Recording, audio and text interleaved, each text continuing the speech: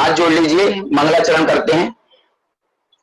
ओंकार वेदांत शुद्धात्म तत्वं प्रणमामि नित्यं तत्वार्थ साधम ज्ञानमयं सम्यक् दर्शनोक्तं प्रणमामि नित्यं ज्ञानमयं सम्यक् दर्शनोक्तं सम्यक् चरणं चैतन्य रूपम।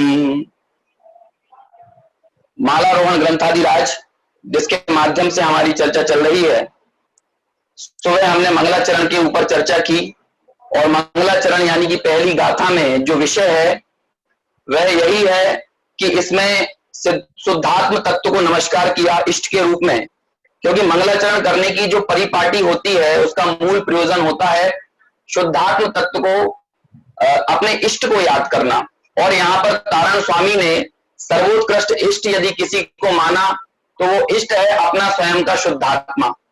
ऐसे अपने शुद्धात्म तत्व को सबसे पहले सर्वोत्कृष्ट इष्ट मानते हुए तारण स्वामी ने मालारोहण की इस गाथा में पहली गाथा में इष्ट स्वरूप ओंकार स्वरूप शुद्धात्म तत्व को नमस्कार किया और शुद्धात्म तत्व के विशेषण बताते हुए कहा कि कैसा है वह शुद्धात्म तत्व, कि वह तत्वार्थ का सार है, रत्नत्रयमयी है और चैतन्य रूप है, चैतन्य उसका स्वरूप है। तो इस तरह से तीन विशेषण मुख्य रूप से हमको देखने को मिले। उसको पहले कहा कि ओंकारमय है ना, जो वेदांत रूप शुद्धात्म तत्व है, ऐसा ओंकार रूप वेदांत शुद्ध आत्म तत्व, उसके तीन विशेषण जो बताए उनमें पहला विशेषण कि वह तत्वार्थ का सार है, दूसरा वह रत्नत्रय यानी सम्यक दर्शन सम्यक ज्ञान सम्यक चारित्र से युक्त है, और तीसरा वह चैतन्य रूप है। मैं पुनः निवेदन करूंगा कि सभी अपने अपने माइक जो है वो म्यूट ही रखें और प्रतिदिन डेली कक्षा में इस बात का ख्याल रखें कि आपके माइक म्यूट रहें जिससे दूसरों को परेशानी ना हो। आप अपनी स्क्रीन पर सबसे कॉर्नर में देखेंगे माइक का निशान बना हुआ है, वहां पर म्यूट लिखा होगा, आप म्यूट करेंगे तो वो म्यूट हो जाएगा। और यदि म्यूट है ना, उस पर रेड कलर से वो माइक बना हुआ आ रहा है तो समझिए वो म्यूट है, लेकिन यदि रेड कलर से बना हुआ नहीं आ रहा तो समझिए वो अनम्यूट है और उसको आपको म्यूट करना है। म्यूट करना मतलब उसकी आवाज बंद करना है, ठीक है। चलिए आगे दूसरी गाथा पर हम चर्चा करते हैं। ये जो शुरू की दो गाथाएं हैं, ये दोनों ही गाथाएं मंगलाचरण स्वरूप लिखी हैं, पहली गाथा भी और दूसरी गाथा भी। पहली गाथा में तो इष्ट के रूप में शुद्धात्मा को नमस्कार किया और दूसरी गाथा में इष्ट के रूप में हमारे वर्तमान शासन नायक महावीर भगवान और सिद्धों को नमस्कार किया, है ना। हमारे व्यवहार से इष्ट कौन है, तो कहते हैं व्यवहार से हमारे पंच परमेष्ठी इष्ट होते हैं, है ना। अरिहंत सिद्ध आचार्य उपाध्याय साधु ये इष्ट हैं यानी पूज्य हैं, ठीक है। और निश्चय से हमारे लिए पूज्य कौन है, निश्चय से हमारे लिए इष्ट कौन है, तो कहते हैं निश्चय से हमारे लिए हमारा शुद्धात्मा ही इष्ट है, वही हमारे लिए पूज्य है।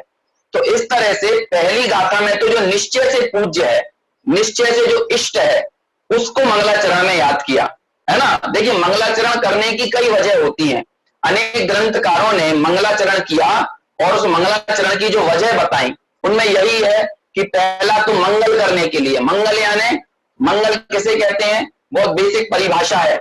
मां यानी होता है पाप और गल यानी जो उसको गलावे, मतलब पापों का परिहार करने के लिए मंगल यानी मंगलाचरण किया जाता है ना। और मंग यानी होती है सुख शांति, है ना, और ला यानी उसको लाने वाला।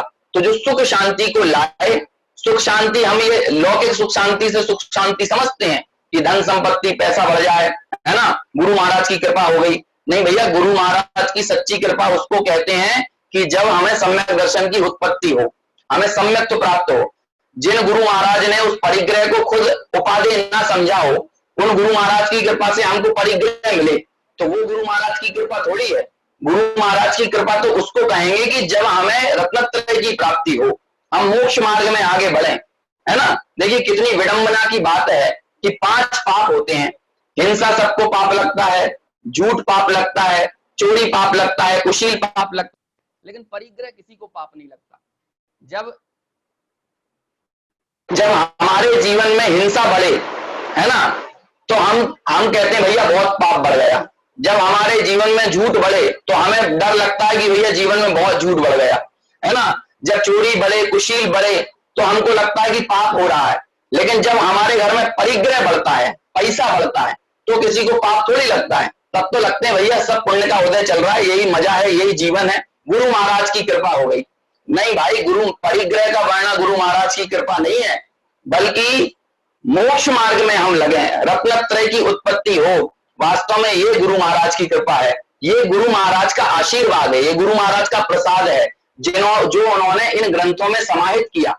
गुरु महाराज ने नोट कमाने का उपाय नहीं बताया, गुरु महाराज ने परिवार बढ़ाने का उपाय नहीं बताया, गुरु महाराज ने विवाह करने का उपाय नहीं बताया। ये तो एक अलग बात है कि हम भाई विवाह की पद्धति में माला रोहण को पढ़ते हैं, है ना, लेकिन हमारा उद्देश्य क्या होता है, ये चर्चा मैंने सुबह की थी कि विवाह करते समय वर वधू को भी माला रोहण सुनाई जाए तो उनको ये कहा जाता है कि भाई इस लौकिक वरमाला पर ध्यान मत दो, बल्कि जो आत्मगुणों की माला है उसको जीवन में धारण करना है, उस पर ध्यान दो। वो वहां पर मूल उद्देश्य माला रोहण ग्रंथ की रचना का कहीं ना कहीं है, और हमें उसे मानना चाहिए, उसको हमें स्वीकार करना चाहिए, है ना। तो ये गुरु महाराज की कृपा कही जाएगी। तो इस तरह से पहले किसको नमस्कार किया इष्ट के रूप में, कि पहले आत्मा को नमस्कार किया, क्योंकि वही परम इष्ट है। उस आत्मा के आश्रय से, उसका अवलंबन लेने से मैं आत्मा हूं, मैं संसार शरीर और भोगों रूप नहीं हूं। जब इस बात का निर्णय होता है तभी ये जीव समझिए कि उसने जिनवाणी को समझा, उसने आचार्यों की बात को समझा, है ना, उसमें भगवंतों की बात को समझा। तो इसलिए आत्मा ही परम इष्ट है, ये बात कही। और उसके बाद अगली गाथा में जो कार्य परमात्मा है, कार्य परमात्मा यानी जिन्होंने पर्याय में परमात्मा प्रकट कर लिया है। जैसे अन्य समस्त जीव जो संसारी हैं, वो स्वभाव से तो परमात्मा है, शक्ति से तो केवल ज्ञान स्वभावी है, सिद्ध स्वभावी है, लेकिन अभी पर्याय में उनका क्या है कि पर्याय में वो स्त्री पुरुष नारक त्रियंच मनुष्य इत्यादि रूप से उनकी जो अभिव्यक्ति है वो पर्याय में इन 4 गतियों रूप हो रही है ना। लेकिन जब पर्याय में भी हमारा सिद्धत्व प्रकट हो जाए, पर्याय में भी केवल ज्ञान प्रकट हो, तो उसको कहते हैं कि कार्य रूप से केवल ज्ञान प्रकट हुआ। कारण रूप से तो सभी केवल ज्ञान स्वभावी हैं, कारण को देखा जाए तो सभी सिद्ध स्वभावी हैं, लेकिन जब तक वो कार्य प्रकट ना हो, सिद्धत्व का कार्य प्रकट ना हो, तब तक हम ये कहते हैं कि भाई कारण बने से तो सिद्ध हैं, लेकिन स्वरूप का यानी सिद्धत्व का निर्णय करो, उस कारण का निर्णय करो, उस कारण को समझो, तो पर्याय में यानी कार्य रूप से भी हमारी सिद्ध दशा प्रकट हो जाएगी। जैसे कि जो तिल होता है, तिल में तेल निकलने के बाद होता है, या जब तिल होता है तब भी उसमें तेल होता है? कि जब तिल के दाने हो ना, उस समय भी उसमें तेल विद्यमान है, लेकिन वो पर्याय में प्रकट नहीं हुआ है, वो अभिव्यक्त नहीं हुआ है। लेकिन शक्ति रूप से तिल में तेल हमेशा कहा जाता है ना। लेकिन जब वही तिल में से तेल प्रकट हो जाता है तो कहते हैं भाई उस तेल की अभिव्यक्ति हो गई। ऐसे ही शक्ति पने से मैं केवल ज्ञान स्वभावी सिद्ध स्वभावी हूं, लेकिन जब पर्याय में वो केवल ज्ञान और सिद्धत्व प्रकट होता है तो उसको कहते हैं कि कार्य रूप से, है ना, या अभिव्यक्ति में पर्याय में भी वो सिद्ध दशा प्रकट हो गई। तो पहली गाथा में हम इसको इन शॉर्ट करते हैं कि पहली गाथा में कारण परमात्मा को याद किया। कारण परमात्मा कौन? शुद्ध आत्मा, जो निगूढ़ में सोही मुझ में सोही मोक्ष मझार, जो सब जीवों में कारण पने से विद्यमान है, शक्ति पने से विद्यमान है, स्वभाव रूप से विद्यमान है। आवाज नहीं आ रही है? सबको नहीं आ रही है या किसी विशेष व्यक्ति को ही नहीं आ रही है? यदि आपको आवाज नहीं आ रही है तो आपको अपने माइक पर क्लिक कर कॉल वाय ऑडियो वॉइस, ऐसा करके ऑडियो वाय डिवाइस, इस तरह से आपको करना पड़ेगा। अनेक लोग कह रहे हैं कि आप अपने माइक पर क्लिक कीजिए। जब आप अपने माइक पर क्लिक करेंगे तो वहां पर लिखा आएगा ऑडियो वाय डिवाइस कॉल। तो ऑडियो वाय डिवाइस कॉल आप जब करेंगे तब आपको आवाज आएगी, है ना। देखिए अन्य लोगों को आवाज अच्छी आ रही है, यदि किसी विशेष व्यक्ति को नहीं आ रही तो आपने सेटिंग सही से शुरू नहीं की है, इसलिए आपको शुरू करना पड़ेगा। आपका जो माइक का निशान बना हुआ है उस माइक के निशान पर लिखिए ऑडियो वाय डिवाइस कॉल, ये ऑप्शन आएगा, उस पर आपको क्लिक करना पड़ेगा। अच्छा, मैं अपना माइक थोड़ा दूर करूं, आवाज ज्यादा आ रही है क्या? ठीक है, मैंने नीचे कर लिया है। ठीक है, तो ये आप करेंगे तो आपको आवाज आएगी। वो मेरी तरफ से परेशानी नहीं है आवाज ना आने में, आपने अपनी सेटिंग से शुरू नहीं किया होगा, इसीलिए आवाज नहीं आ रही होगी। ठीक है, विषय को आगे बढ़ाते हैं जी। तो पहली गाथा में कारण परमात्मा को याद किया और दूसरी गाथा में कार्य परमात्मा को याद किया। कारण परमात्मा कौन? शुद्धात्मा, मैं, है ना, जीव मात्र, वो कारण परमात्मा है। क्यों? क्योंकि सभी के अंदर कारण पने से सिद्ध और केवल ज्ञान स्वभाव छुपा हुआ है, इसीलिए वो उसे कहते हैं कारण परमात्मा। पहली गाथा में तारण स्वामी ने कारण परमात्मा को याद किया, उसको परम इष्ट कहा, और दूसरी गाथा में कार्य परमात्मा को याद किया। कार्य परमात्मा यानी कौन? जिनकी पर्याय में परमात्मा दशा प्रकट हो गई। तो ऐसे कौन है कि ऐसे अरहंत और सिद्ध, इनकी पर्याय में भी क्या हुआ? इनकी पर्याय में भी परमात्मापना वो प्रकट हो गया। तो ऐसे अरहंत और सिद्ध को दूसरी गाथा में याद किया, है ना। तो कौन से परमात्मा को याद किया? कि एक तो तारण स्वामी ने वर्तमान शासन नायक महावीर भगवान को याद किया, और दूसरा तारण स्वामी ने सिद्धों को याद किया। सिद्धों को कई जगह याद किया जाता है। मैंने कहा था ना कि मंगलाचरण करने की जो वजह होती है, एक तो होती है कि पाप का परिहार, है ना, सुख शांति की प्राप्ति, ग्रंथ की निर्विघ्न समाप्ति, इष्ट का स्मरण। इष्ट का स्मरण इसीलिए किया जाता है कि नास्तिकता का परिहार करने के लिए। कई लोग क्या कहते हैं, जैन दर्शन नास्तिकवादी मत है। जैन, बौद्ध और चारवाक, ये तीन मतों को नास्तिक मत कहा जाता है। तो उनको कहते हैं कि नहीं, हमने, हमारे इष्ट हैं, कोई है जो हमारा आप्त है, तो उस आप्त को जब हम याद करते हैं तो इससे नास्तिकता का परिहार होता है। हम नास्तिक नहीं, हम आस्तिकवादी मत ही हैं। लेकिन आपने हमको नास्तिक इसीलिए कहा क्योंकि हमने वो चार वेद नहीं माने। कौन से? ऋग्वेद इत्यादि को हमने नहीं माना, इसलिए वो कहते हैं जो वेद को नहीं मानता वो नास्तिक है। तो कहते हैं भाई, वेद को ना मानने से आस्तिक और नास्तिक का संबंध नहीं है। हमारे जो जैन दर्शन के न्याय ग्रंथ हैं उनमें बहुत विस्तार से ये चर्चा है, अभी मैं वो चर्चा नहीं करूंगा। अभी तो बस इतना कह रहा हूं कि मंगलाचरण में नास्तिकता का परिहार करना ये भी एक उद्देश्य होता है। इसीलिए हम हमारे आप्त को, इष्ट को याद करते हैं कि हमारा कोई आप्त है, हमारी आस्था है, हम उनके गुणों की पूजा करते हैं, उन जैसा होना चाहते हैं। तो हम किन जैसा होना चाहते हैं? कि हम सिद्धों से होना चाहते हैं, है ना। हम भगवान महावीर सा होना चाहते हैं। भगवान महावीर सा मतलब जैसे भगवान महावीर ने अरहंतपना, सिद्धपना प्रकट किया, ऐसी दशा को हम प्राप्त करना चाहते हैं। तो इसीलिए तारण स्वामी ने भी किसको नमस्कार किया? भगवान महावीर को स्मरण किया और सिद्धों का स्मरण किया दूसरी गाथा में। पहली गाथा में किसको स्मरण किया?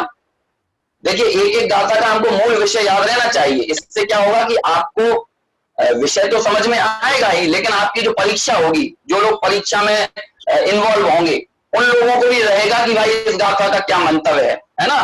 तो इसलिए हमें पता रहना चाहिए। और हालांकि मैंने सुबह कहा था कि परीक्षा तो सेकेंडरी है, प्राइमरी तो हमारे लिए इस विषय को समझना।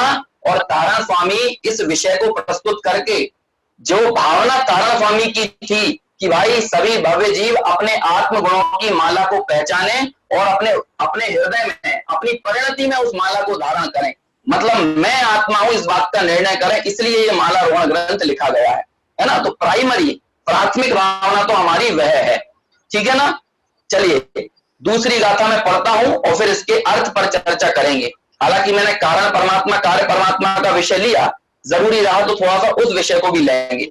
आपने एक छंद सुना होगा, बहुत ही प्रसिद्ध छंद है, पंडित जयचंद जी छावड़ा की 12 भावनाएं हैं। उन 12 भावनाओं में अशरण भावना के अंतर्गत एक छंद आता है, शुद्धात्म अरु पंच गुरु जग में सरना दोए, मोह उदय जिये के वृथा आन कल्पना होए। कि शुद्धात्मा निश्चय से हमारा गुरु है और व्यवहार से पंच परमेष्ठी हमारे गुरु हैं। शुद्धात्मा अरु पंच गुरु जग में सरना दोए, इस जगत में बस दो ही शरण हैं, एक तो शुद्धात्मा निश्चय से और व्यवहार से पंच परमेष्ठी। लेकिन मोह उदय जिये के वृथा, लेकिन मोह के कारण इस जीव को क्या होता है? आन कल्पना हुए, अन्य चीजों की कल्पना होती है कि अन्य दूसरी चीज में शरण है, पैसों में शरण है, धन में शरण है, रिश्ते नातों में शरण है ना, घर परिवार समाज प्रतिष्ठा इनमें शरण है, मान सम्मान इसमें शरण है। ये लोगों को जितनी अन्य कल्पनाएं होती है ना कि यहाँ शरण है वहां शरण है, ये अन्य कल्पनाएं होने का जो मूल कारण है वो मोह का उदय है, इस तरह की बात है। तो मूल जो शरण है भाई दो ही है, निश्चय से अपना शुद्धात्मा और व्यवहार से पंच परमेष्टि, है ना। या अरहंत सिद्ध आचार्य उपाध्याय साधु जो हम नमोकार मंत्र में जिनको याद करते हैं, ऐसे पंच परमेष्टि हमारी शरण है। तो यहां पर तारण स्वामी ने निश्चय शरण जो है ऐसे शुद्धात्मा को भी याद किया, और व्यवहार शरण जो सिद्ध भगवान है या अरहंत भगवान है। भाई महावीर भगवान तो एक प्रतीक के तौर पर लिए, वास्तव में तो सभी अरहंत भगवान को एक तरह से स्मरण किया, लेकिन महावीर भगवान को विशेष रूप से इसीलिए याद किया क्योंकि वे हमारे वर्तमान शासन नायक हैं। अन्य भी ग्रंथों में आपको देखने को मिलेगा कि महावीर भगवान को इष्ट के रूप में याद किया है ना। कई ग्रंथों में श्री वृषभ को भी याद किया, मतलब आदिनाथ भगवान को याद किया, कहीं कहीं अरहंतों को भी याद किया, है ना। लेकिन कई अनेक स्थानों पर आपको महावीर भगवान को याद करते हुए भी मूल रूप से छंद आपको देखने को मिलेंगे, है ना।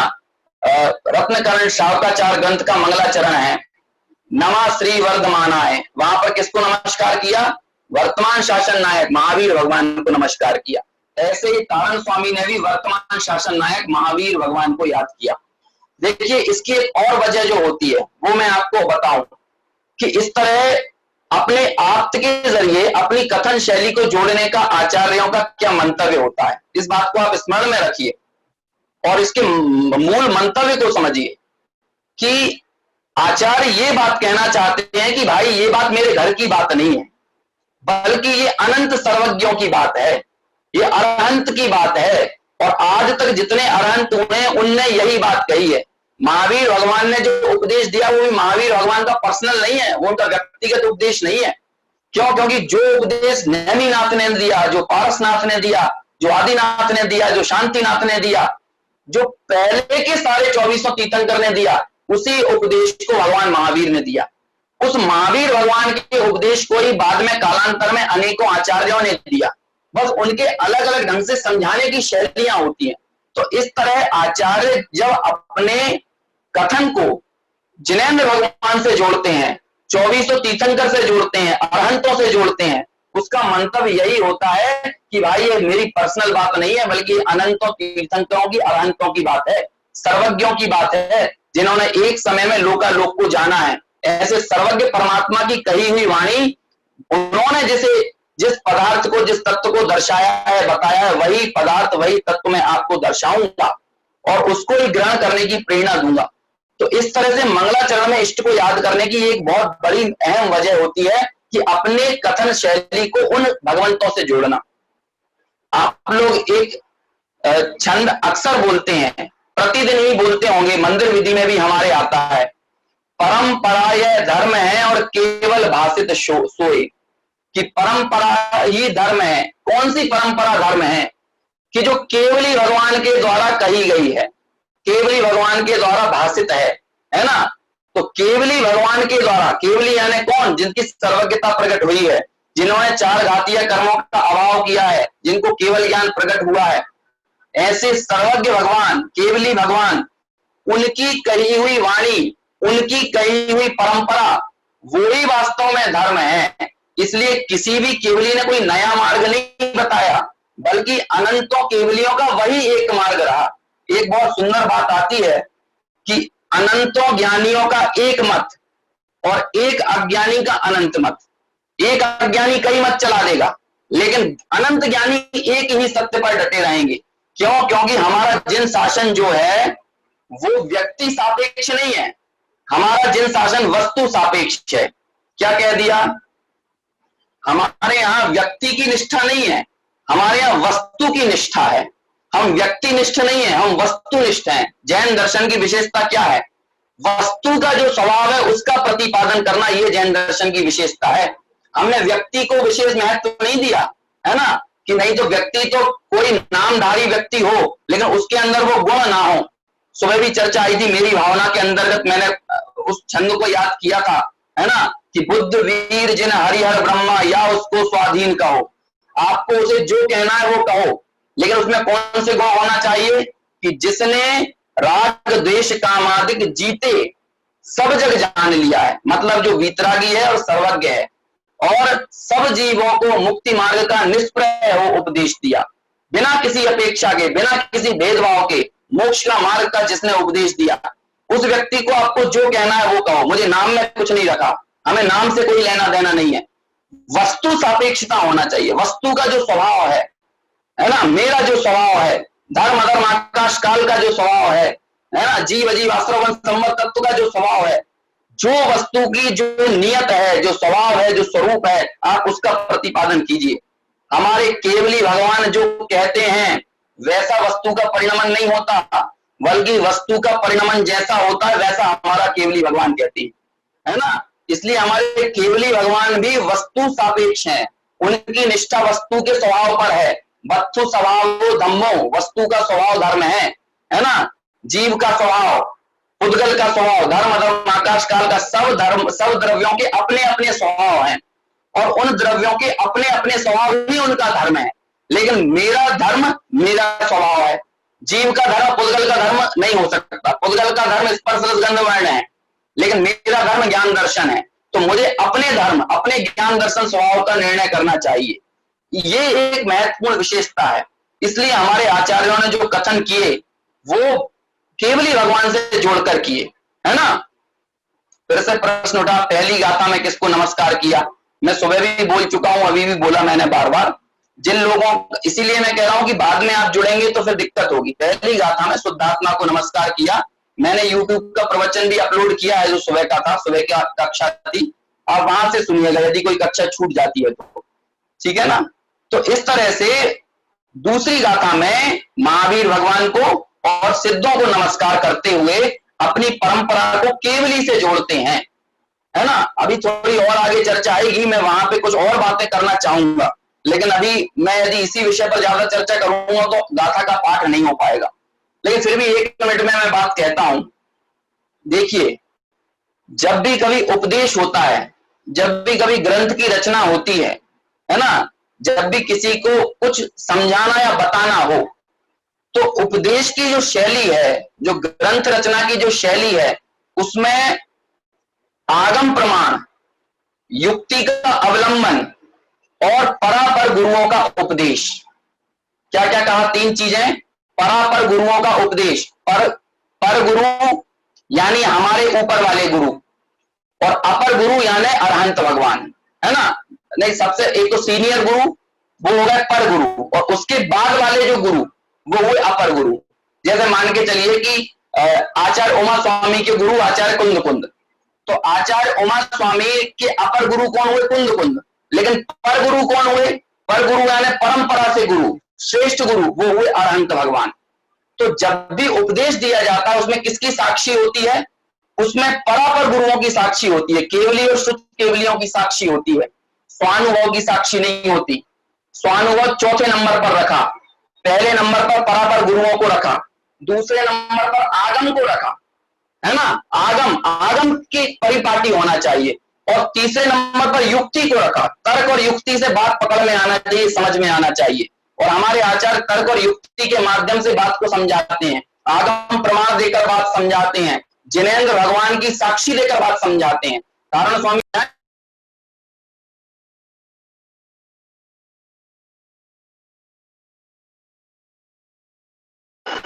बीच में फोन आ जाते हैं तो थोड़ा सा म्यूट होता होगा।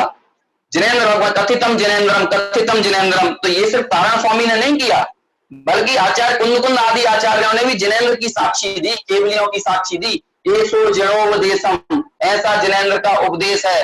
भले जो सर्वदर्शी हिम, ऐसा सर्वदर्शी सर्वज्ञों ने कहा है। इस तरह से जिनेंद्र की साक्षी देने की परंपरा होती है कि भाई ये मेरे घर की बात नहीं है। क्यों? क्योंकि स्वानुभव को यदि आप उपदेश में रखोगे तो मैं कहूंगा मैं अपने अनुभव से कह रहा हूं, तो भाई मेरा अनुभव प्रमाण है, इस बात को कौन प्रमाणित करेगा?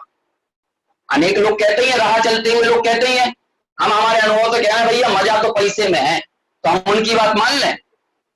आपका अनुभव प्रमाण है, इसको कौन प्रमाण करेगा?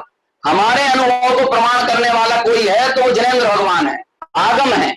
हमारा अनुभव जिनेंद्र भगवान को फिर आगम से प्रमाण होना चाहिए।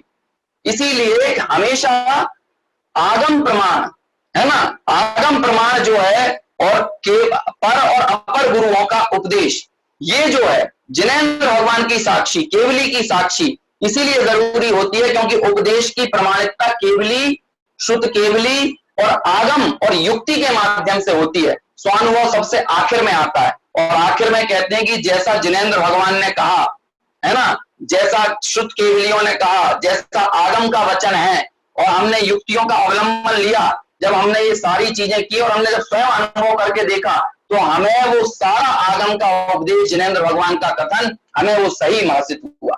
तो स्वानुभव तो क्या करता है, अपन को स्वयं प्रमाणित करने के लिए होता है, लेकिन उपदेश जब दिया जाता है तो उपदेश किस लिए दिया जाता है, उपदेश दिया जाता है, उपदेश में हमेशा जिनेंद्र भगवान की साक्षी होती है, उनको ही महत्व प्रदान किया जाता है। तो इसीलिए यहां पर भी अपनी कथन परंपरा को महावीर भगवान से जोड़कर तारण स्वामी ने जिनेंद्र भगवान की साक्षी रखी कि मेरा जो आगे का कथन होगा वो उसी परिपाटी, उसी परंपरा में होगा, है ना। मेरे पास अभी फिर प्रश्न आया कि मंगलाचरण क्यों किया जाता है, ये मैं सारी चर्चा वही कर रहा हूं, आपने लगता है शुरुआत से ज्वाइन नहीं किया, है ना। फिर से मैं रिपीट कर देता हूं, मंगलाचरण क्यों किया जाता है। तो इष्ट के पाप के परिहार के लिए, है ना, और सुख शांति के लिए, निर्विघ्नता से ग्रंथ समाप्ति के लिए और नास्तिकता के परिहार के लिए या इष्ट के स्मरण के लिए, हमारे जो इष्ट हैं, आप्त हैं, उनका स्मरण करने के लिए ये बाहर से व्यवहार प्रयोजन होते हैं मंगलाचरण करने के। और वास्तव में तो हम स्वरूप में सौख्य रूप दशा को प्रकट करें, मंगलाचरण का अंतरंग कारण या अंतरंग भाव मंगलाचरण का तो यही होता है कि हमारे अंतर हृदय में परम सुख शांति प्राप्ति हो, और वो परम सुख शांति हमें हमारे स्वरूप के अवलंबन से ही प्राप्त हो सकती है, इसीलिए भी मंगलाचरण किया जाता है। चलिए, बहुत चर्चा हो गई, मुझे इतनी चर्चा नहीं करना थी, लेकिन क्या करें, जैसा जो विषय निकलता गया वो करते गए। गाथा पढ़ते हैं, सीधे दूसरे नंबर की गाथा। आप लोगों के पास यदि ग्रंथ हो तो सबसे बढ़िया है, और मैं तो ये चाहूंगा कि आप अपने पास ग्रंथ रखकर बैठे, तो जिससे गाथा पढ़ने में भी आपको सहूलियत होगी और उनके अर्थ को समझने में भी आसानी होगी। ठीक है, मैं यहां से गाथा पढ़ूंगा, आप भी साथ में पढ़िए, है ना, और फिर हम इसका अर्थ समझेंगे। दूसरी गाथा है,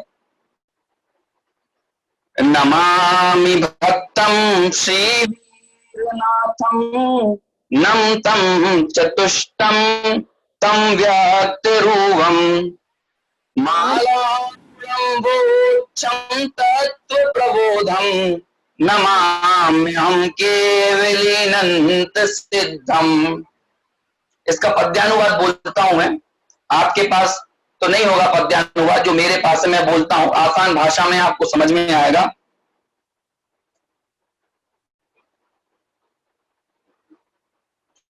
अनंत चतुष्टय से सहित जिन वीर को मेरा नमन है, नमन उन सब सिद्ध को जो है, नमन उन सब सिद्ध को कैवल्य जिनके साथ है वंदना कर जोड़ सबकी करूं गुणमाला कथन, जो मुक्ति पथ में है बढ़ाती तत्व का उद्भेद कर।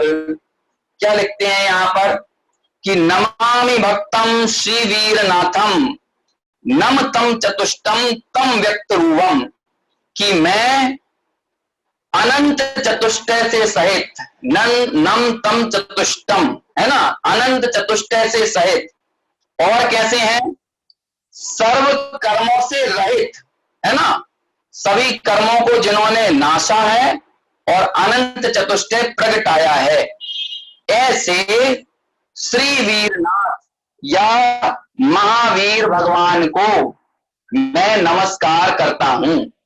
ये इससे विनम्रता भी प्रदर्शित होती है ना। ग्रंथ रचना करने वाले आचार्य विनम्रता प्रस्तुत करते हैं कि आज मेरे पास जो तत्व पहुंचा वो किस परंपरा से आया, कौन सी महान परंपरा से आया, कि वो श्री महावीर की परंपरा से आया, है ना, अरहंतों की परंपरा से आया, केवली की परंपरा से आया। तो ऐसे उन अरहंतों को, वर्तमान शासन नायक तीर्थंकरों को नमस्कार करते हैं। ऐसे ही नमस्कार तारण स्वामी ने किया, महावीर भगवान को तारण स्वामी ने नमस्कार किया, और नमस्कार करके क्या लिखते हैं, माला गुणम वोच्छम, वोच्छम यानी कहता हूं, क्या कहता हूं, माला गुण यानी आत्म गुण की माला, है ना, आत्म गुण की माला को मैं कहता हूं। कैसी है ये आत्म गुण की माला, कि तत्व प्रबोधम, तत्व को जगाने वाली है, तत्व का प्रबोध करने वाली है, तत्व का स्वरूप बताने वाली है। और तत्व का स्वरूप जब तक हमको ज्ञात नहीं है तब तक वास्तव में सम्यक दर्शन भी नहीं हो सकता। क्यों, क्योंकि कहा तत्वार्थ शब्दानम सम्यक दर्शनम, तत्वार्थ का शब्दान ही सम्यक दर्शन है। तो जब तक तत्व का स्वरूप ना मालूम हो, तत्वार्थ का स्वरूप ना मालूम हो, तत्व का प्रबोध ना हो, तब तक सम्यक दर्शन कैसे हो जाएगा। इसलिए तारण स्वामी क्या कहते हैं कि मैं कहता हूं आत्मगुणों की माला को, वो क्षम माला गुणम, माला गुण आत्मगुणों की माला को मैं कहता हूं। और कैसी है वो आत्मगुणों की माला, आपसे एक प्रश्न किया जाए, आत्मगुणों की माला कैसी है, दूसरी गाथा के आधार से आपको उत्तर देना है। तो तत्व प्रबोधम, तत्व का प्रबोध करने वाली है। देखिए, जो आपको यदि एग्जाम देने में सहूलियत चाहिए है तो चर्चा के बीच में जो आवश्यक चीजें लगे ना वो पहले ही नोट करते जाइए, तो जिससे आपको पता रहेगा कि हमको मूल चीजें हमें याद रहें, स्मरण में रहें। तत्व का प्रबोध करने वाली, इसलिए आप पेन कॉपी लेकर बैठेंगे ना तो महत्वपूर्ण चीजों को आप नोट डाउन कर पाएंगे। ठीक है, तो इस तरह से आत्मगुणों की माला कैसी है, वो तत्व का प्रबोध करने वाली है, तत्व को जगाने वाली है, अंतर हृदय में तत्व के स्वरूप को समझाने वाली है। ठीक है, आगे नमाम में हम, और क्या करता हूं मैं, केवली नंत, मतलब केवल स्वरूप, केवल ज्ञान से संयुक्त, नंत यानी अनंत सिद्धों को भी नमाम में हम, उनको भी मैं नमस्कार करता हूं। और इस तरह महावीर भगवान को, केवली भगवान यानी सिद्धों को नमस्कार करके मैं माला गुणम, मैं आत्म गुणों की माला को गूंथता हूं और आपके सामने प्रस्तुत करता हूं। आत्म गुणों की मतलब आगे जो चर्चा आएगी मालारोहण की, उस मालारोहण की चर्चा में तारण स्वामी ने किसको याद किया, सिद्धों को और महावीर भगवान को। क्यों, क्योंकि ये जो कथन है ये मेरे घर की बात नहीं है, बल्कि ये तो भगवान की बात है। और आगे जब हम देखेंगे मालारोहण में 19वें नंबर की गाथा है ना जो इसकी, उसमें एक प्रतीक खड़ा किया, एक प्रतीक बनाया वहां पे कि राजा सैनिक से महावीर भगवान प्रश्न करते हैं, है ना। जब वो गाथा की चर्चा आएगी तो हम विशेष चर्चा करेंगे, तो वहां पर महावीर भगवान जो उत्तर देते हैं कि आत्मगुणों की माला को किसने देखा है, और उसके उत्तर में महावीर भगवान ने उत्तर दिए। मतलब तारण स्वामी ने जो बात कही उसमें किसको सीधे साक्षी बनाया, किसकी सीधे उन्होंने क्या नजीर दी, तो कहते हैं कि सीधे महावीर भगवान की दी। महावीर भगवान को उन्होंने खड़ा किया कि ये मेरी बात नहीं है, ये उनकी बात है जिनको हम हर रोज नमस्कार करते हैं, है ना। मैं तो सिर्फ इसका पुनरुद्घाटन करने वाला हूं, नए सिरे से आप तक ये बात पहुंचाने वाला हूं। देखिए एक बात, हम लोगों को इस बात का बड़ा वजन आता है कि भाई उनने बहुत नई बात बताई, उनने बहुत नई बात बताई। दुनिया में जो भी व्यक्ति नई बात बताता है वो सबसे बड़ा झूठा होता है। जो सबसे पुरानी बात बताता है, पुरानी से पुरानी बात बताता है, सच्चा व्यक्ति वही होता है। ये वर्तमान में जितने लोग हैं विषय कषायों की बात बताने वाले, ये सब नई नई बात बताते हैं, लेकिन ये सारी बातें झूठी हैं, कल्याणकारी नहीं है। सबसे अच्छी और सबसे सच्ची बात यदि कोई है तो वो सबसे पुरानी बात है। और सबसे पुरानी बात कौन सी है, कि जो अनंत तीर्थंकरों ने कही, अनंत अरहंतों ने कही, अनंत केवलियों ने कही, अनंत आचार्यों ने कही, अनादि काल से वेद विज्ञान की जो बात है, मैं ज्ञायक हूं, मैं आत्मा हूं, है ना, ये जो बात है ये बात ही सच्ची है और यही बात अच्छी है। और यदि ये बात नहीं है और अन्य जो कुछ भी बातें हैं वो सारी बातें नई नई बात, नई नई प्रतिपादन शैली, नए नए लाग लपेट, ये कोई तरीका नहीं है। ये आपका मनोरंजन तो कर सकता है लेकिन ये आपको आपके स्वभाव की तरफ उन्मुख नहीं कर सकता। और हम लोगों को मनोरंजन करने में इतना आनंद आता है कि हम मूल तत्व की बात से दूर हो जाते हैं, है ना। या प्रश्न उठा कि तत्व का प्रबोध यानी क्या होता है। मेरे पास एक प्रश्न आया, तत्व का प्रबोध किसे कहते हैं? तत्व का प्रबोध, प्रबोध यानी होता है प्रकृष्ट रूप से बोध, बोध यानी जानना, प्रकृष्ट रूप से, उत्तम प्रकार से जानना। किसको जानना? तत्व को जानना। और तत्व क्या है? तत्व कौन से होते हैं कि जीव, अजीव, आश्रव, बंध, संवर, निर्जरा, मोक्ष। वैसे तो ये 7 तत्व होते हैं, लेकिन निश्चय से जिस तत्व की हमको प्रतीति करना है वो एक ही है, आत्म तत्व। मेरा आपसे एक प्रश्न है, आत्मा और जीव में क्या अंतर है? दोनों परिभाषा तो एक जैसी लगती है ना? ज्ञान दर्शन स्वभावी जीव को आत्मा कहते हैं, और जो जानने देखने वाले आत्मा है उसको जीव कहते हैं। बात तो एक ही है। इसमें मैं आपको एक बात बताता हूं कि देखिए, इनका यदि हमें विभाजन करना है तो मैं प्लस जीव, है ना, मैं जब जीव में मैं पना हो इज इक्वल टू आत्मा, और आत्मा माइनस मैं इज इक्वल टू जीव। जब हम जीव जीव कहें तो उसमें तो सर्व जीवों की को शामिल कर लिया जाता है, लेकिन जब उस जीव के साथ मैं पने का बोध हो कि ऐसा मैं हूं, ये ज्ञान दर्शन रूप हम जीव जीव कहें तो हमें दूसरा जीव याद आए, नहीं, ऐसा ज्ञान दर्शन स्वरूप मैं हूं, ऐसे जीव प्लस मैं इज इक्वल टू आत्मा। इसीलिए कहते हैं आत्मनिर्णय, आत्मानुभूति। आपने कभी जीवानुभूति शब्द नहीं सुना होगा, आत्मानुभूति सुना है। क्यों? क्योंकि आत्मानुभूति में मैं पना है, मैं हूं ऐसा ज्ञान दर्शन स्वभावी। मुझे मुख्य रखकर जहां पर बात को सुना समझा जाए वो चीज महत्वपूर्ण होती है। तो इसलिए मेरा बल है। ऐसे तत्व में वैसे देखा जाए तो जीव, अजीव, आश्रव, बंध, संवर, निर्जरा, मोक्ष, ये 7 तत्व हैं, और जिनवाणी में इन 7 तत्वों का ज्ञान कराया है, 7 तत्वों का प्रबोध कराया है। लेकिन मूल में उन 7 तत्वों में भी किसे बताया है कि उन 7 तत्वों में भी मुझे, यानी मेरा ज्ञायक भाव, मैं ज्ञायक भाव, मैं स्वयं, मैं ज्ञान दर्शन स्वभावी, ऐसे अपने आत्म तत्व का निर्णय करना। अरे बल्कि अपना आत्म तत्व ये कहना, इसमें भी द्वैत है, इसमें भी दो पना है, मतलब अपना कुछ और आत्म तत्व अलग। अरे मैं ही हूं, ये आत्मा मतलब मैं ही, मैं इन संसार शरीर भोगों रूप नहीं हूं, ऐसा निर्णय। जब तक ये निर्णय नहीं है तब तक संसार के समस्त दुख हैं, तब तक संयोगों में सुख दुख इस व्यक्ति को लगता रहेगा, तब तक ये यहां वहां दुख और सुख की कल्पना, मिथ्या कल्पनाएं तलाशता रहेगा। ऐसी मिथ्या कल्पनाएं ना तलाशना और अपने निज ज्ञायक तत्व का बोध करना, है ना, मैं ही ऐसा आत्मा हूं, इस रूप से निर्णय करना वास्तव में वही अपने स्वरूप का, अपने स्वभाव का सच्चा निर्णय, ऐसा कहने में आता है ना। बात समझ में आई? देखिए आगे आगे बात बढ़ाते हैं। इस तरह से तारण स्वामी ने केवली भगवान को और महावीर भगवान को, है ना, महावीर भगवान वर्तमान शासन नायक होने से उनको इतना मुख्य किया। हालांकि तारण स्वामी की श्रद्धा या आचार्यों की श्रद्धा भक्ति 24 तीर्थंकरों के खिलाफ अलग अलग नहीं होती, जैसे आज के समय में हो जाती है। आज के समय में लोग कहते हैं भैया शनि भगाना है तो मुनि सूरत भगवान की उपासना करो, है ना, बच्चा चाहिए है तो पारसनाथ महावीर भगवान के पास जाओ, शांति चाहिए है तो शांतिनाथ भगवान की उपासना करो। ये सब ग्रहित मिथ्यात्व का पोषण है ना। जब हम किसी ईश्वर को कर्ता मानते हैं, कर्तावाद का पोषण मतलब ग्रहित मिथ्यात्व का पोषण। अरे जिन महावीर भगवान ने खुद शादी नहीं की, खुद जिनके बाल बच्चे नहीं, जिन्होंने उस परिवार को खुद इष्ट नहीं माना, उन महावीर भगवान की भक्ति करके तुम बच्चा प्राप्त करना चाहते हो, अपनी दुकान चलाना चाहते हो, अपनी मकान बनाना चाहते हो, है ना, बाहरी अनुकूलताएं चाहते हो।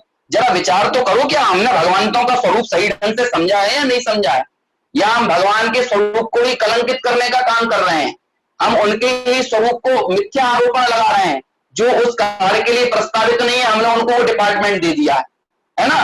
तो इस तरह वास्तव में भक्ति, आचार्यों की, ज्ञानियों की भक्ति इस तरह से भेद रूप नहीं होती कि भाई मेरी श्रद्धा तो आदिनाथ भगवान में है, मेरी श्रद्धा तो पारसनाथ भगवान में है, मैं साल में एक बार जरूर भैया तिजारा जाता हूं, मैं महावीर जी जाता हूं। अरे भाई ये सब ग्रहित मिथ्यात्व है।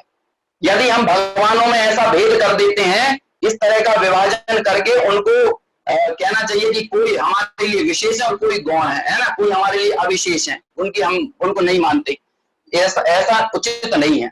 मुख्य गौण तो हो सकते हैं, लेकिन निषेध नहीं हो सकता, किसी का भी अपनी श्रद्धा में निषेध नहीं होता। ऐसे ही यहां पर क्या लिखते हैं, यहां तारण स्वामी ने यद्यपि महावीर भगवान को याद किया, उसका कारण यह है कि जो वर्तमान शासन चल रहा है, जिन वाणी हमको, जिन भगवंत की केवल ज्ञान के परिणाम स्वरूप जिनके समो शरण से गौतम गंधर आदि ने जिस वाणी को झेला और शुद्ध ज्ञानियों के माध्यम से हम तक बात पहुंचाई, ऐसे भगवंतों की वो वाणी हमें महावीर भगवान के निमित्त से इस कली काल में मिली और हमें वर्तमान में उनका शासन है। इसीलिए मुख्य करते हुए यहां पर तारण स्वामी ने महावीर भगवान को प्रथमता प्रमुखता से स्मरण किया और साथ में सिद्धों का स्मरण किया। सिद्धों का स्मरण क्यों किया? क्योंकि मैं सिद्ध स्वभावी हूं, हमें पर्याय में सिद्धत्व को प्रकट करना है और वह पर्याय में सिद्धत्व अपने स्वरूप का निर्णय करके ही हो सकता है। पर्याय में सिद्ध दशा कभी भी, पर्याय में सिद्धत्व जो है वो कभी भी अपने स्वरूप का निर्णय किए बगैर किसी को हो जाए तो ऐसा नहीं हो सकता। वास्तव में वर्तमान में मैं सिद्धों से कम नहीं हूं।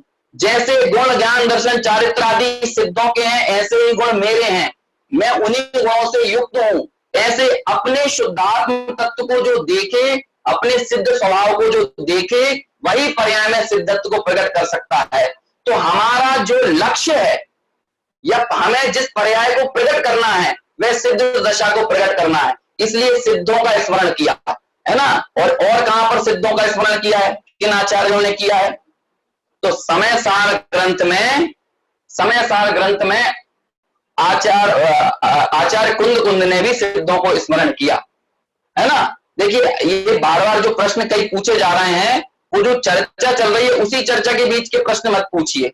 आप सिर्फ सवाल पूछने के लिए सवाल मत पूछिए, जेन्युइन सवाल हो, पूरी चर्चा सुनने के उपरांत तो सवाल करेंगे तो अच्छा रहेगा। आप बीच में कोई इस तरह का सवाल डालते हैं जो ऑलरेडी चर्चा चल रही है, इससे अन्य लोगों को डिस्टर्ब होता है और विषय भी क्या है वो भी भटकता है ना। तो उसके क्रमिक चर्चा को बना रहने दीजिए तो ही अच्छा रहेगा। अभी कुछ जो प्रश्न मेरे सामने आए वो वही है जो मैं ऑलरेडी चर्चा कर रहा हूँ, 2 मिनट पहले ही चर्चा कर रहा हूँ, फिर वही चर्चा आगे आ रहे हैं, है ना। तो इसलिए इस तरह के प्रश्न ना करें, अनावश्यक विषय टूटता है, विषय का प्रवाह खंडित होता है, ठीक है ना।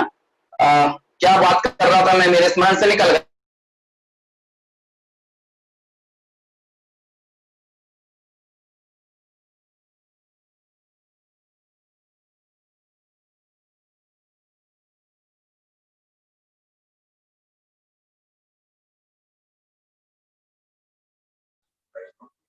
पर्याय में सिद्धत्व को स्थापित करते हैं।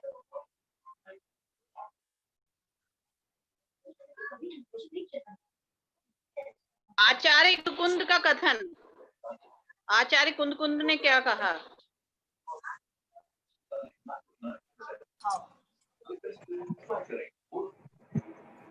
डॉक्टर भी रात से हॉस्पिटल लड़की चाहिए और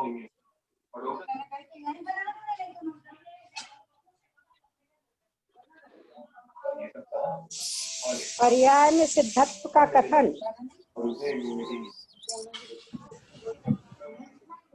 पर्याय में सिद्धत्व के स्थापना।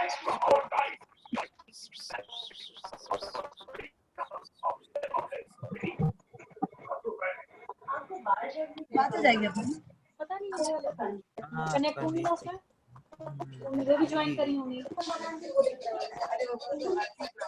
हाँ तो वो इसलिए दिख रही है, वो आप ही दिख रही होंगी। अच्छा मतलब अगर आप सामने होगे ना तो अच्छा।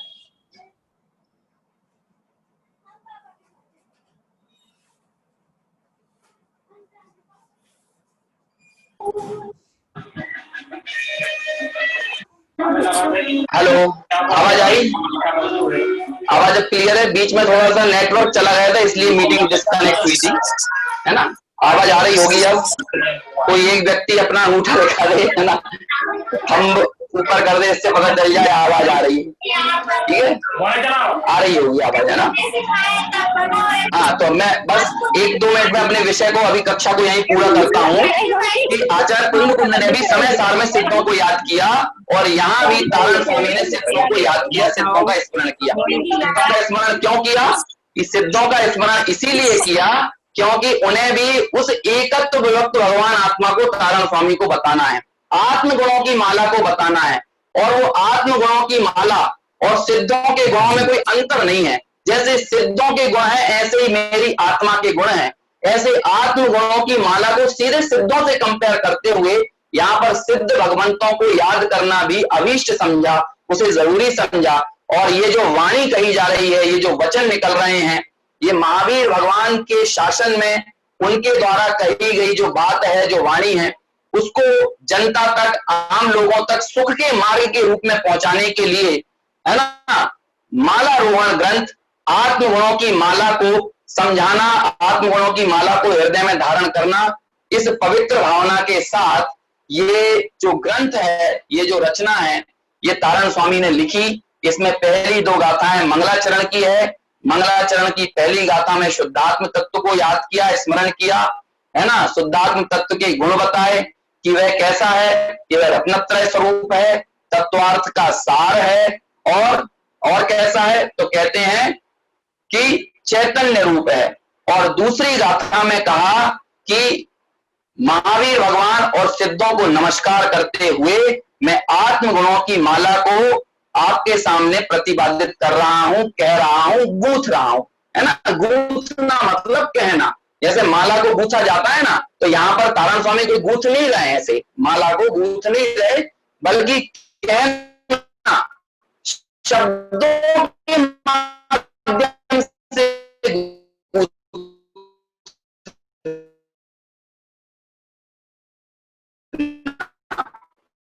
क्रमिक तौर पर उसकी चर्चा करना, आप उस बात को स्पष्ट करना, पहुंचाना, उन्हें गूंथना। हम इस तरह से की माला का कथन है और उस भगवान का स्मरण तारण स्वामी ने किया, मंगलाचरण किया, मंगल किया, ग्रंथ की निर्विघ्न समाप्ति के लिए, पाप के परिहार के लिए, नास्तिकता के परिहार के लिए और सुख शांति की उपलब्धि के लिए। ये जो मंगल करने के मूल प्रयोजन होते हैं, उस भावना से इन दो गाथाओं में हमने मंगलाचरण को देखा, पढ़ा, सुना, समझा। अब किस तरह से आत्मगुणों की माला की चर्चा तारण स्वामी अगली गाथाओं में करते हैं, वो हम समझेंगे। और मेरा बस एक ही निवेदन है कि जो विषय होता जा रहा है उसको, उसके संबंध में क्लास में प्रश्न मत कीजिए। आप अलग से प्रश्न करते हैं तो उसके अलग से आपको ग्रुप पर ही उत्तर दे दिए जाएंगे, क्योंकि यदि हम पहले के विषय पर ही उलझे रहेंगे तो हम आगे ग्रंथ को आगे नहीं बढ़ा पाएंगे, है ना। और हमारा ये लक्ष्य है कि हम 12 कक्षाओं के माध्यम से मालारोहण की समग्र विषय वस्तु को समझें, उसको अपने जीवन में धारें, ऐसी भावना है। और यदि किन्हीं का विषय चूक जाता है तो मैं इन कक्षाओं की जो रिकॉर्डिंग है वो ग्रुप पर शेयर भी कर रहा हूं यूट्यूब के जरिए, आप वहां से लाभ ले सकते हैं। कक्षा के बीच में जो विषय क्रमिक तौर पर चल रहा है उस विषय को चलने दीजिए तो ही अच्छा रहेगा। यदि आपने कक्षा नहीं सुनी है और आप फिर उससे संबंधित प्रश्न पूछते हैं तो कक्षा को आगे बढ़ा पाना मुश्किल होता है। सवाल पूछने के लिए सवाल मत पूछिए, वाकई में जिज्ञासा हो, समझ में आए तो आप सुनेंगे, समझेंगे, पूछेंगे, तो फिर कक्षा को बेहतर ढंग से चलाना आसान होगा, कार्यकारी होगा।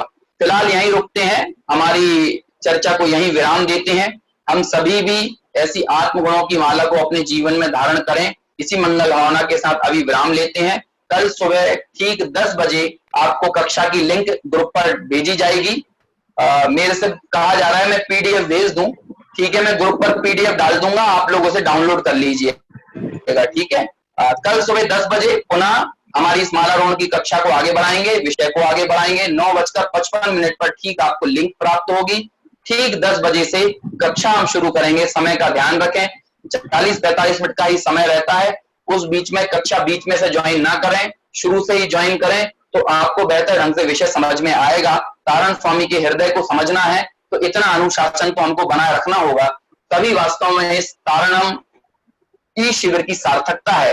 और हम सिर्फ इसको संख्या बढ़ाकर सफल ना बनाए, बल्कि हमारे जीवन में तारण स्वामी की जो कथ्य है, जो उनका प्रयोजन है, जो आचार्यों का मंतव्य है, जो जिनेंद्र भगवान का मंतव्य है, जो जिस बात की प्रेरणा जिनेंद्र भगवंतों ने दी है, आचार्यों ने दी, तारण स्वामी ने दी, उस महान परंपरा के हम अनुयायी बनकर हम अपने स्वरूप का निर्णय करें। इसी मंगल भावना के साथ अभी यही विषय पूर्ण करते हैं। सभी को सादर जय जिनेंद्र, जय तारण तारण।